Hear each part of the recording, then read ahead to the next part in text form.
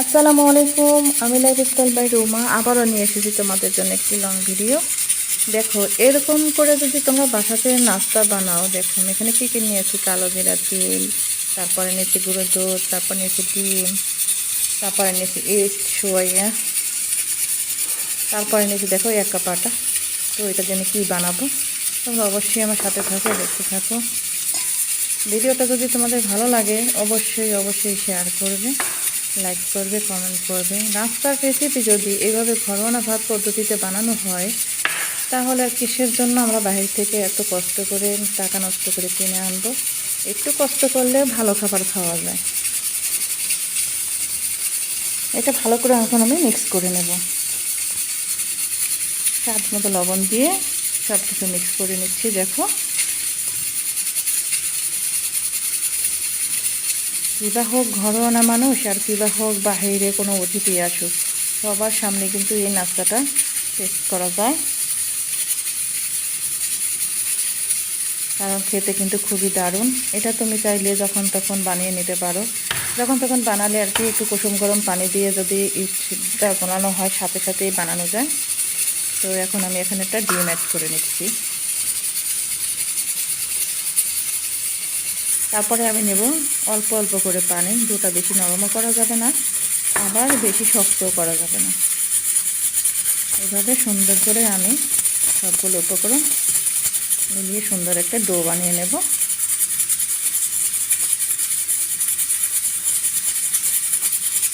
এটা কিন্তু ছোট বড় সবাই খেতে চায় এবং খুবই ভালো একটা খাবার।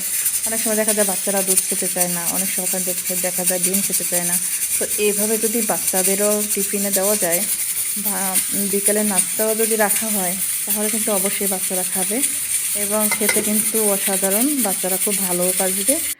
এখন আমি 5 মিনিটের জন্য একটু ঢেকে রাখছি। এই যে ঢেকে রাখার পরে আবারও চলে আসলাম। ডোটাটাকে সুন্দর করে রোল করে নিলাম। এখন আলতো হাতে বেলুন দিয়ে একটু বেলে নেব। আলতো হাতে, এটা বেশি জোর খাটানো যাবে না, হালকা হালকা করে।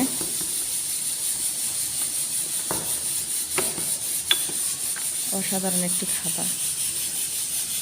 আমি সবাইকে বলছি, ছোট বড় সবাইকে বলছি, এই খাবারটা খেলে একবার খেলে বারবার খেতে ইচ্ছে করবে। আমিও কিন্তু প্রথমবার বানিয়ে নিয়েছি, কিন্তু দেখতে অসাধারণ, খেতেও অনেক দারুণ। এখন উপর দেখো আমি কালো জিরা ও তিল ছড়িয়ে নিচ্ছি ভালো করে। চারপাশটা ছড়িয়ে দিয়ে হাত দিয়ে একটু চেপে চেপে বসিয়ে নেব। চাপ দিয়ে বসানোর পরে আবার একটু বেলুন দিয়ে কিন্তু পরবর্তীতে আবার একটু মিক্স করে নেব, কারণ বেলুন দিয়ে যদি বেলি তাহলে সবগুলো উপকরণ কিন্তু ভালোভাবে এখানে বসে যাবে। তিলগুলো হচ্ছে কালো তিল বা কালো জিরা দুইটাই ভালো। এই যে দেখো কি সুন্দর করে মিক্স হয়ে গেছে, দেখো অসাধারণ। এতটা লোভনীয় যা আমি ভাবতেই পারিনি। আমি যখন বানাইছি ভাবছিলাম যে মনে হয়তো খেতে অতটা স্বাদ হবে না, আসলে না, খেয়ে দেখলাম যে অসাধারণ একটি খাবার। এখানে কিন্তু তেল অ্যাড করি নাই এবং চিনিও অ্যাড করি নাই। যাদের ডায়াবেটিস আছে তারা কিন্তু এইভাবে বানিয়ে খেতে পারে। বাইরে থেকে টোস্ট কেনা বা কোনো বিস্কিট কেনার না কিনে এইভাবে যদি আমরা ঘরোয়াভাবে বানাই, এটা কিন্তু সংরক্ষণ করে অনেক দিন পর্যন্ত ঘরে রাখা যাবে। এটা সহজে কিন্তু নষ্টও হবে না। এই পিঠটা ঘুরিয়ে আবার কিন্তু আবারও একই সেম প্রসেসিং করতেছি। কালো জিরা তিল সুন্দর করে ছড়িয়ে দিচ্ছি।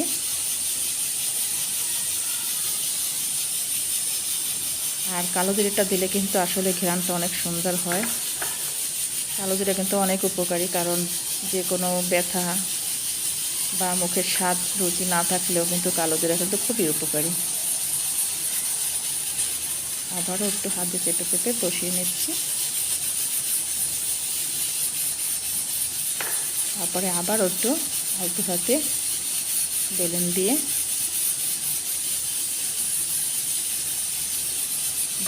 একটু আবারও সমান করে নেব।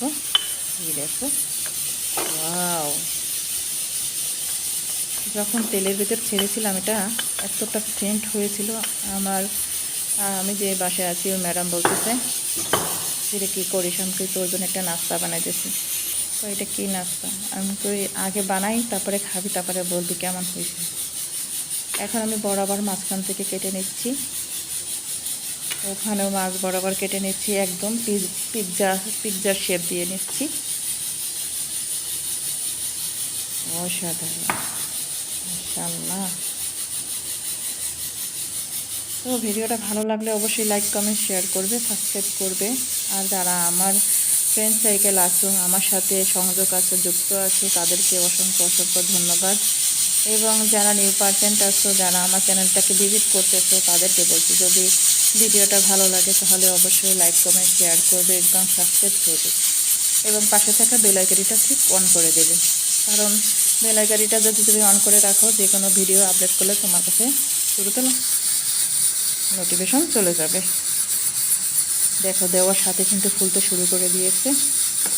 এটা কিন্তু তাড়াহুড়ো করে ভাজা যাবে না, লো হিটে সুন্দর করে ধীরে ধীরে ভাজতে হবে, না হলে উপরে পুড়ে যাবে, ভিতরে কিন্তু অতটা নরম সফট হবে না। মাশাআল্লাহ, দেখো কড়াইটা কিন্তু ভরে গিয়েছে, নাড়াচাড়া করা যাচ্ছে না। দেখো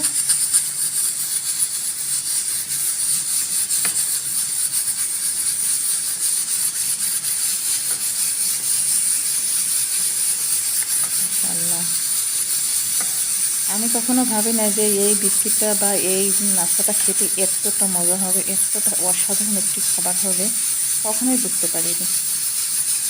যখন আমি বানিয়ে আসলে একটা খেয়ে নিলাম, তারপরে ভাবলাম যে না, আসলে চেষ্টা করলে তো অনেক কিছু তৈরি করে ঘরে খাওয়া যায়। তো আমার যেটা ভালো লাগে আমি কিন্তু তোমাদের মাঝে সেই জিনিসটাই শেয়ার করি, কারণ আমার যেটা ভালো লাগে এটা অবশ্যই তোমাদের ভালো লাগবে আশা করি। আর তোমাদের যদি ভালো লেগে থাকে তাহলে তোমরা লাইক করবে, কমেন্ট করবে। তোমাদের এই লাইক কমেন্টে উৎসাহ পেয়ে আমি কিন্তু নতুন একটা ভিডিও আবার বানানোর জন্য উৎসাহ পাবো, তোমাদের বিনোদনের জন্য। দেখো আস্তে আস্তে কিন্তু কালার চলে আসতেছে,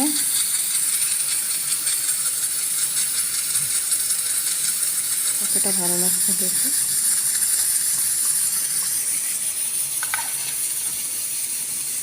এখন দেখো আমি কিন্তু একটু একটু করে প্লেটে তুলে নিচ্ছি, তুলে নিয়ে যে তোমাদের ঘুরে ঘুরে দেখাচ্ছি কেমন দেখতে হয়েছে।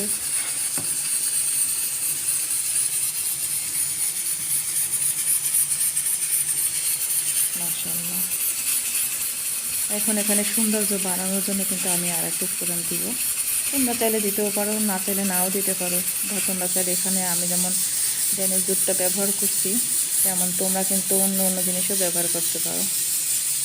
যেমন ধরো মধু আছে, নারকেল গুঁড়া আছে, তোমরা যদি মধু এখানে উপরে অ্যাড করে নাও, তারপরে যদি তোমরা তিলগুলো দিয়ে দাও, আসলে কিন্তু খেতে কিন্তু অনেক দারুণ হবে। কিন্তু আমি কিন্তু ডেনিশ দুধটা দিয়েছি, যেহেতু আমার বাসায় যে বাচ্চারা আছে ওরা ডেনিশ দুধটা অনেক পছন্দ করে। এইভাবে যদি ওদের খেতে দিই, ওরা খুব আনন্দ পায়, খুব আনন্দ করে খায়।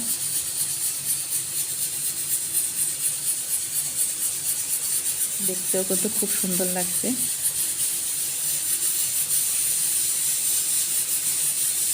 এই কিন্তু লাইক কমেন্ট করতে ভুলবে না যেন। দেখা শুরুতেই কিন্তু সবাইকে লাইক করে তারপরে কমেন্ট করে তারপরে ভিডিওটা দেখা শুরু করবে, এবং কেউ স্কিপ করবে না। আশা করি সবাই বুঝতে পারছো।